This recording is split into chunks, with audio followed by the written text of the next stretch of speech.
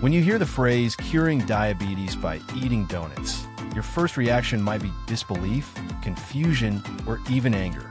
After all, conventional wisdom has drilled into us that sugary, high-carbohydrate foods like donuts are the absolute enemy of anyone dealing with diabetes or blood sugar issues.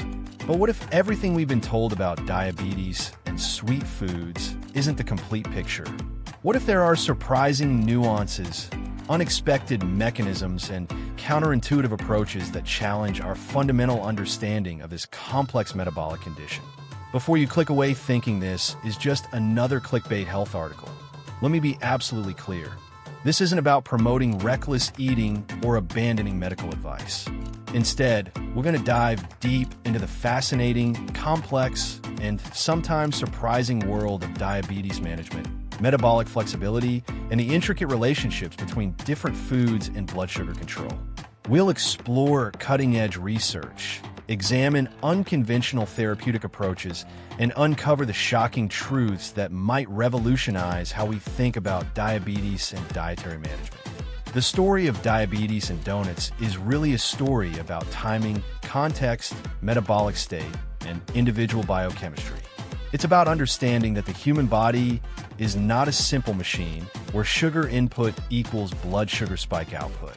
Instead, it's an incredibly sophisticated biological system with multiple feedback loops, compensatory mechanisms, and adaptive responses that can sometimes produce results that seem to defy conventional logic. Throughout history, our understanding of diabetes has evolved dramatically.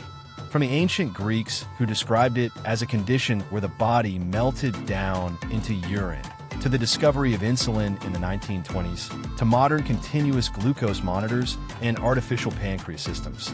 Each advancement has revealed new layers of complexity in this condition. Today, we're on the cusp of another revolution in diabetes understanding, one that challenges some of our most basic assumptions about diet, blood sugar, and metabolic health. The donut paradox. The idea that under certain specific circumstances, eating donuts might actually help rather than harm diabetes management, serves as a perfect metaphor for the counterintuitive nature of human metabolism. It forces us to question our assumptions, examine the evidence, and consider that the relationship between food and blood sugar might be far more complex than we ever imagined. The diabetes epidemic. Understanding the current crisis. To understand why the idea of curing diabetes with donuts seems so revolutionary, we first need to grasp the magnitude of the diabetes crisis facing our world today. Diabetes has become one of the most pressing health challenges of the 21st century, affecting hundreds of millions of people worldwide and consuming enormous healthcare resources while devastating individual lives and families. Currently, over 537 million adults worldwide are living with diabetes, a number that's expected to rise to 783 million by 2045.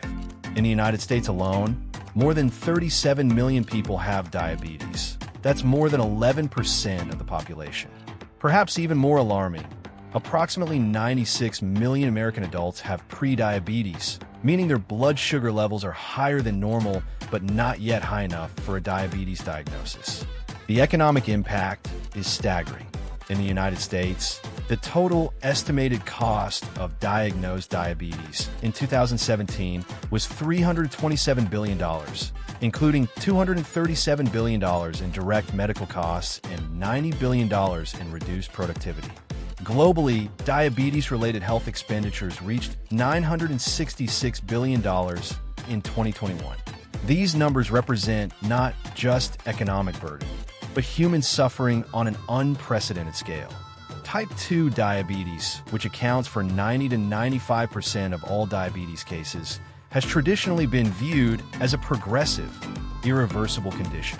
The standard medical approach typically involves a combination of lifestyle modifications, oral medications, and eventually insulin therapy as the condition inevitably worsens over time. This progression model has shaped medical practice for decades and influences how both doctors and patients approach diabetes management. However, this traditional view is being challenged by emerging research and clinical observations. Studies on diabetes reversal, metabolic flexibility, and the role of various dietary interventions are revealing that the relationship between diabetes and diet might be far more nuanced than previously understood. Some individuals have achieved remarkable improvements in their metabolic health through approaches that seem to contradict conventional dietary wisdom. The psychological impact of diabetes extends far beyond blood sugar numbers.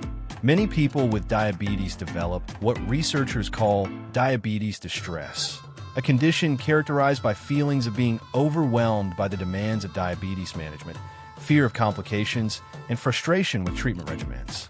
This psychological burden can actually worsen blood sugar control, creating a vicious cycle where stress about diabetes makes diabetes harder to manage. Understanding this complex landscape is crucial for appreciating why unconventional approaches to diabetes management, including the seemingly paradoxical idea of using high-sugar foods therapeutically, deserve serious scientific consideration rather than immediate dismissal.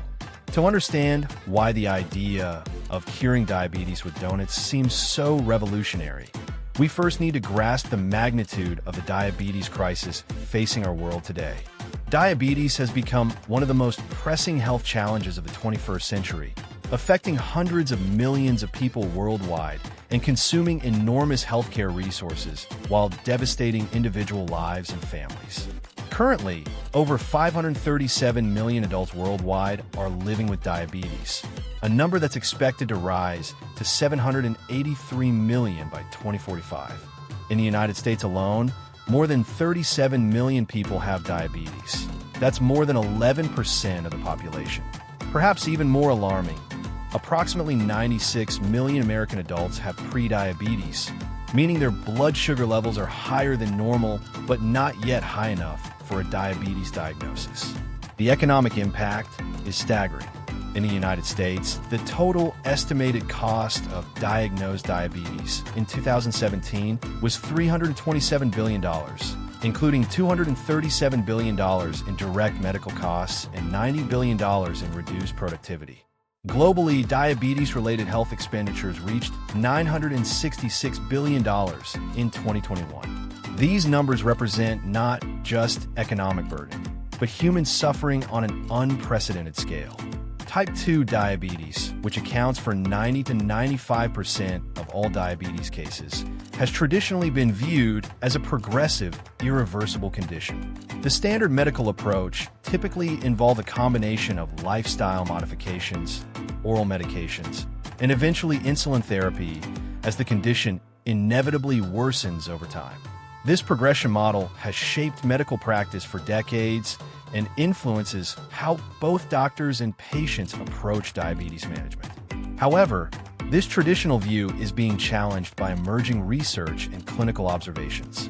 Studies on diabetes reversal, metabolic flexibility, and the role of various dietary interventions are revealing that the relationship between diabetes and diet might be far more nuanced than previously understood. Some individuals have achieved remarkable improvements in their metabolic health through approaches that seem to contradict. The psychological impact of diabetes extends far beyond blood sugar numbers. Many people with diabetes develop what researchers call diabetes distress, a condition characterized by feelings of being overwhelmed by the demands of diabetes management, fear of complications, and frustration with treatment regimens. This psychological burden can actually worsen blood sugar control, creating a vicious cycle where stress about diabetes makes diabetes harder to manage. Understanding this complex landscape is crucial for appreciating why unconventional approaches to diabetes management, including the seemingly paradoxical idea of using high-sugar foods therapeutically, deserve serious scientific consideration rather than immediate dismissal. The science of blood sugar, more complex than you think. The relationship between food consumption and blood sugar levels appears straightforward on the surface. Eat carbohydrates, blood sugar goes up. Eat protein and fat, blood sugar remains relatively stable. This simplified model forms the basis of most diabetes dietary recommendations and carbohydrate counting systems. However, the reality of human metabolism is far more intricate and fascinating than this basic input-output model suggests.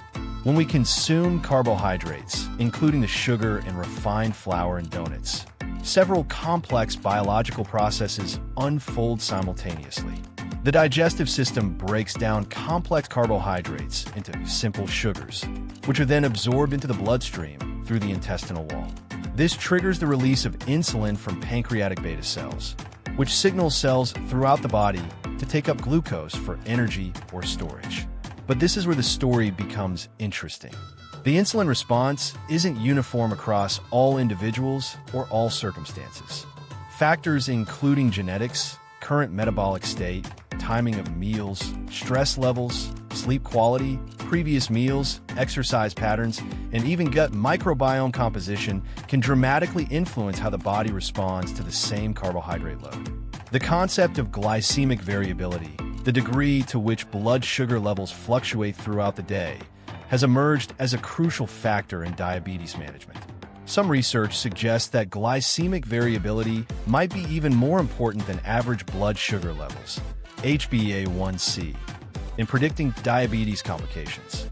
This means that how blood sugar changes matters as much as, or perhaps more than, the absolute levels reached. Surprisingly, continuous glucose monitoring studies have revealed that people without diabetes also experience significant blood sugar fluctuations throughout the day. The normal blood sugar response varies dramatically between individuals, with some people showing large spikes after meals that would be considered concerning in a diabetes context, while others maintain remarkably stable levels despite eating identical foods. The dawn phenomenon illustrates another layer of complexity in blood sugar regulation. Many people, including those without diabetes, experience a natural rise in blood sugar in the early morning hours due to hormonal changes, including cortisol and growth hormone release. This biological rhythm means that the same food consumed at different times of day can produce very different blood sugar responses. Insulin sensitivity also fluctuates throughout the day and can be influenced by numerous factors. Exercise, both acute and chronic, can dramatically improve insulin sensitivity for hours or even days after the activity. Stress, poor sleep, and inflammation can reduce insulin sensitivity, making blood sugar control more challenging regardless of diet. The incretin hormones, including GLP-1 and GP, add another layer of sophistication to blood sugar regulation. These hormones are released from the intestines in response to food intake and help coordinate the insulin response, slow gastric emptying, and promote satiety. Different foods stimulate different incretin responses, and these hormones can be influenced by factors ranging from meal composition to gut microbiome health. The donut paradox: when conventional wisdom fails. The idea that donuts could somehow be beneficial for diabetes management seems to fly in the face of everything we know about nutrition and metabolic health. Donuts are typically high in refined carbohydrates, sugar, and trans fats, a combination that appears designed to wreak havoc on blood sugar levels and insulin sensitivity. Yet, under specific circumstances and with proper understanding of metabolic timing and context, even foods like donuts might have unexpected roles in comprehensive diabetes management strategies. One of the most intriguing aspects of the donut paradox involves the concept of metabolic flexibility, the body's ability to switch between different fuel sources based on availability and demand. In metabolically healthy individuals, the body can efficiently transition between burning glucose and burning fat for energy. However, in people with diabetes or metabolic dysfunction, this flexibility is often impaired. Some researchers and clinicians have explored whether strategically timed carbohydrate intake, including high glycemic foods, might actually help restore metabolic flexibility in certain individuals. The theory suggests that completely avoiding carbohydrates might actually worsen metabolic inflexibility over time, while carefully planned carbohydrate challenges could help retrain the body's metabolic machinery. The timing of carbohydrate intake emerges as a crucial factor in this unconventional approach. Exercise dramatically changes how the body responds to carbohydrates. During and immediately after intense physical activity, muscle cells become highly insulin sensitive and can rapidly absorb glucose from the bloodstream without requiring large insulin responses. This creates a unique metabolic window where even high-sugar foods might be handled more effectively than during sedentary periods.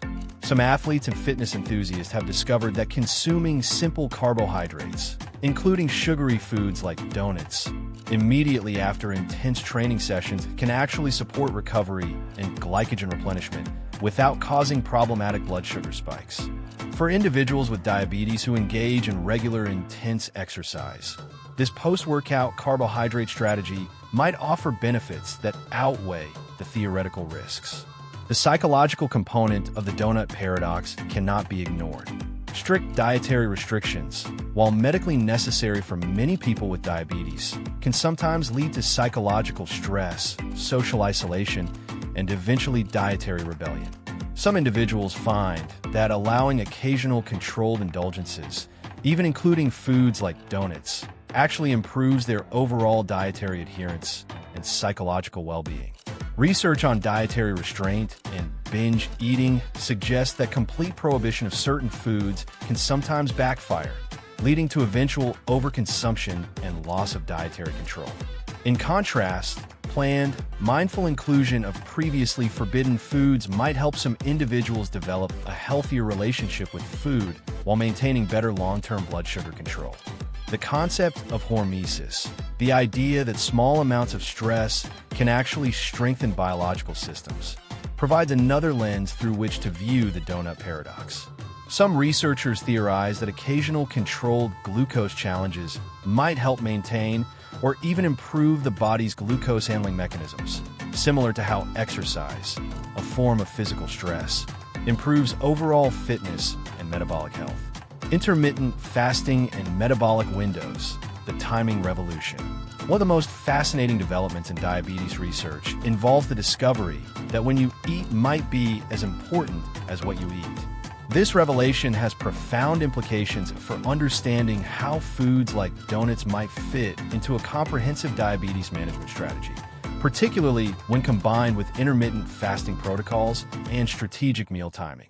Intermittent fasting, IF, has gained significant attention in recent years for its potential benefits in diabetes management and metabolic health.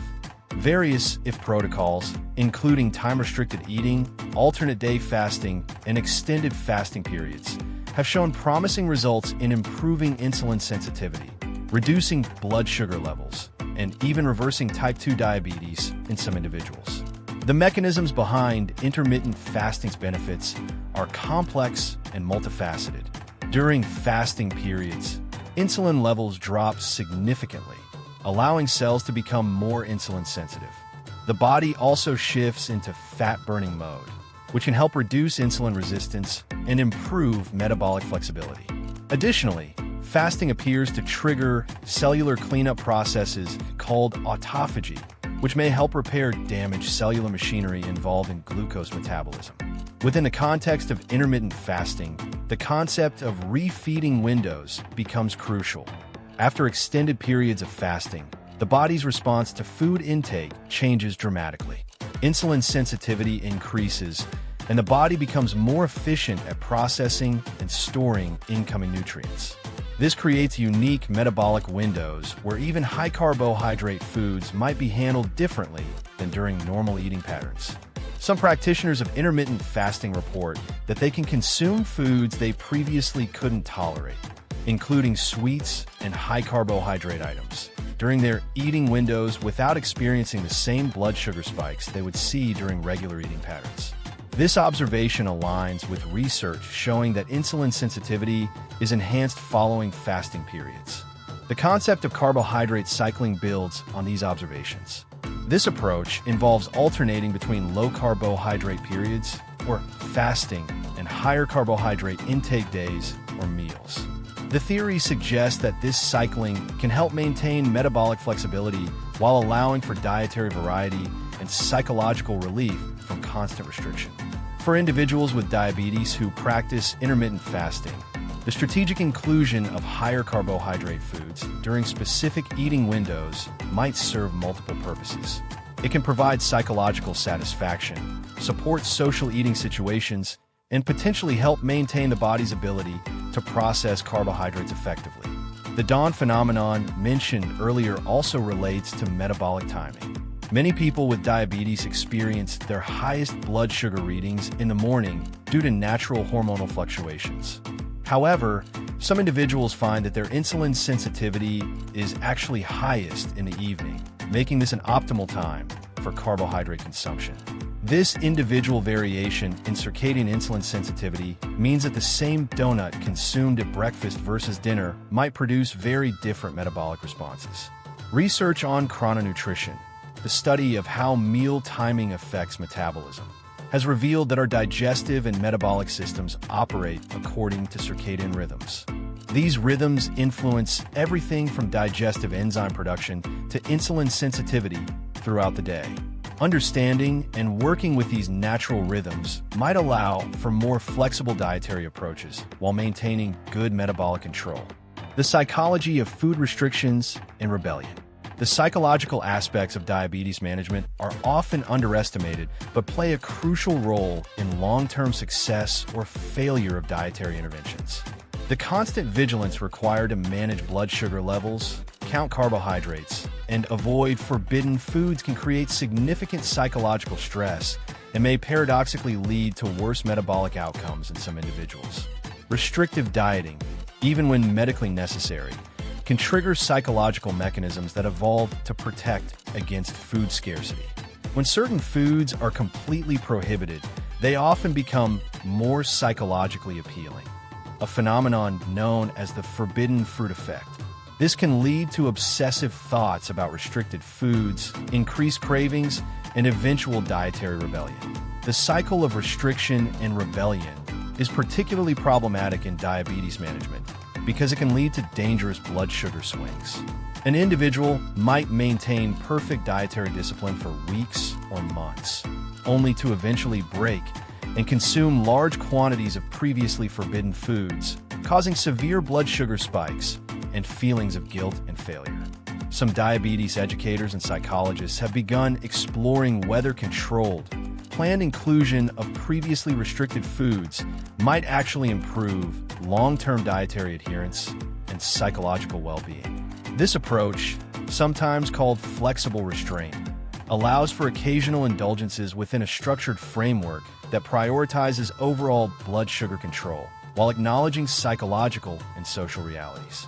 The concept of food guilt significantly impacts diabetes management. Many people with diabetes report feeling guilty, ashamed, or anxious about their food choices, even when making reasonable dietary decisions. This psychological stress can actually worsen blood sugar control through stress hormone release and may contribute to diabetes distress and depression. Social eating presents another psychological challenge for people with diabetes. Food is central to most social gatherings, celebrations, and cultural traditions. Constantly declining offered foods or bringing special diabetes-friendly alternatives can lead to social isolation and reduced quality of life. Some individuals find that having strategies for occasionally participating in normal social eating, which might include foods like donuts at office celebrations, actually supports their overall well-being and social connections. The perfectionism trap is another psychological pitfall in diabetes management. Many people with diabetes develop all-or-nothing thinking patterns where any deviation from their perfect diet is viewed as complete failure. This mindset can lead to abandoning all healthy behaviors after minor dietary transgressions. Learning to view occasional indulgences as part of a flexible, sustainable long-term approach might actually improve overall outcomes. Research on self-compassion and chronic disease management suggests that individuals who treat themselves with kindness and understanding during setbacks actually achieve better long-term health outcomes than those who engage in harsh self-criticism. This finding has important implications for how we think about dietary mistakes in diabetes management. Continuous glucose monitoring, revealing hidden truths. The advent of continuous glucose monitoring, CGM, technology has revolutionized our understanding of how different foods affect blood sugar levels in real-world conditions. Unlike traditional finger-stick glucose measurements that provide snapshots of blood sugar at specific moments, CGM devices track glucose levels 24/7, revealing patterns and responses that were previously invisible. One of the most surprising discoveries from widespread CGM use is the enormous individual variation in glucose responses to identical foods.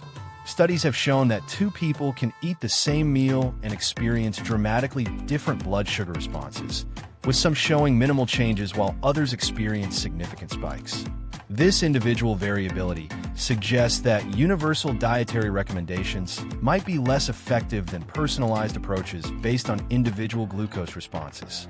CGM data has also revealed that many foods traditionally considered safe for people with diabetes can actually cause significant blood sugar elevations in certain individuals, while some supposedly dangerous foods might be well tolerated. This information challenges rigid dietary categorizations and suggests that individualized testing might be more valuable than following general dietary guidelines. The dawn phenomenon becomes clearly visible with CGM technology, showing how blood sugar naturally rises in the early morning hours even without food intake. This natural pattern helps explain why some people with diabetes struggle with morning blood sugar control despite perfect overnight fasting. Understanding these natural rhythms can help inform timing of medications, exercise, and food intake. Sleep quality's impact on blood sugar control becomes apparent through CGM data. Poor sleep, stress, illness, and other factors can cause blood sugar elevations that persist throughout the following day, affecting how the body responds to all foods consumed. This context helps explain why the same food might be well tolerated on some days, but cause problems on others. Exercise effects are dramatically illustrated through CGM monitoring. The data clearly shows how physical activity can rapidly lower blood sugar levels and improve glucose tolerance for hours afterward. This real-time feedback has led some CGM users to discover that they can consume higher carbohydrate foods, including sweets, immediately after exercise without experiencing problematic blood sugar spikes. The phenomenon of glucose variability becomes apparent through continuous monitoring. Some individuals maintain relatively stable blood sugar levels throughout the day, while others experience significant fluctuations even with identical meals and activities.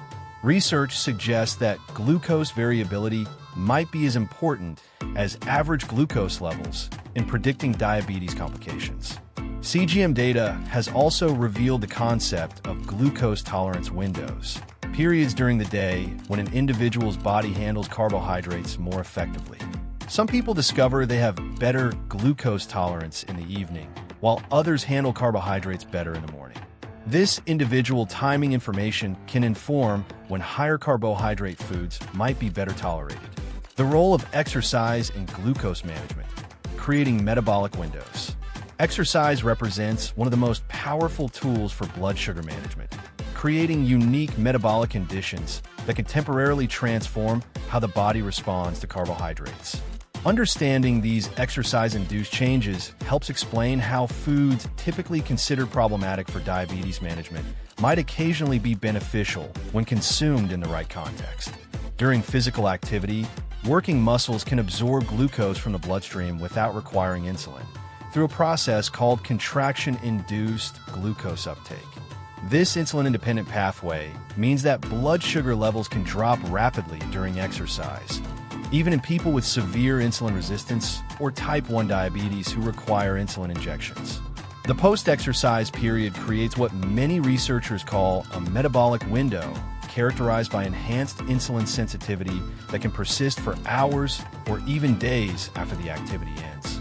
During this window, muscle cells remain primed to rapidly absorb glucose for glycogen replenishment and recovery processes. This enhanced glucose uptake can dramatically change how the body responds to carbohydrate intake.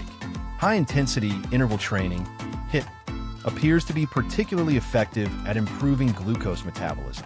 Studies have shown that brief sessions of intense exercise can improve insulin sensitivity and glucose tolerance for 24 to 48 hours afterward. This prolonged effect means that a short, intense workout might create favorable conditions for carbohydrate consumption that extends well beyond the immediate post-exercise period. The concept of exercise snacks, brief periods of physical activity scattered throughout the day, has gained attention for its potential benefits in blood sugar management. Even simple activities like climbing stairs, doing desk exercises, or taking short walks can create temporary improvements in glucose metabolism that might allow for more dietary flexibility. Resistance training deserves special mention for its unique effects on glucose metabolism. Building and maintaining muscle mass improves the body's glucose storage capacity, as muscle tissue serves as the primary reservoir for glucose storage in the form of glycogen. More muscle mass generally means better glucose tolerance and improved insulin sensitivity. The timing of carbohydrate intake relative to exercise becomes crucial in this context. Consuming carbohydrates immediately before, during, or after exercise can serve different metabolic purposes. Pre-exercise carbohydrates can provide readily available energy for the workout, while post-exercise carbohydrates support recovery and glycogen replenishment during the period of enhanced insulin sensitivity.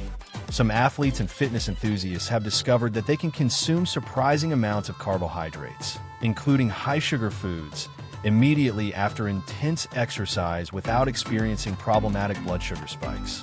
This observation aligns with research showing that the post-exercise metabolic window can dramatically improve carbohydrate tolerance. For people with diabetes who engage in regular exercise, understanding these metabolic windows might allow for greater dietary flexibility while maintaining good blood sugar control. The key lies in timing carbohydrate intake to coincide with periods of enhanced glucose metabolism created by physical activity, stress, cortisol, and the unexpected effects on blood sugar. The relationship between stress and blood sugar control represents one of the most underappreciated aspects of diabetes management. Chronic stress and elevated cortisol levels can dramatically worsen insulin resistance and blood sugar control, while stress reduction and relaxation techniques can sometimes produce improvements that seem almost miraculous. Understanding these relationships helps explain why psychological approaches to diabetes management might sometimes yield unexpected results.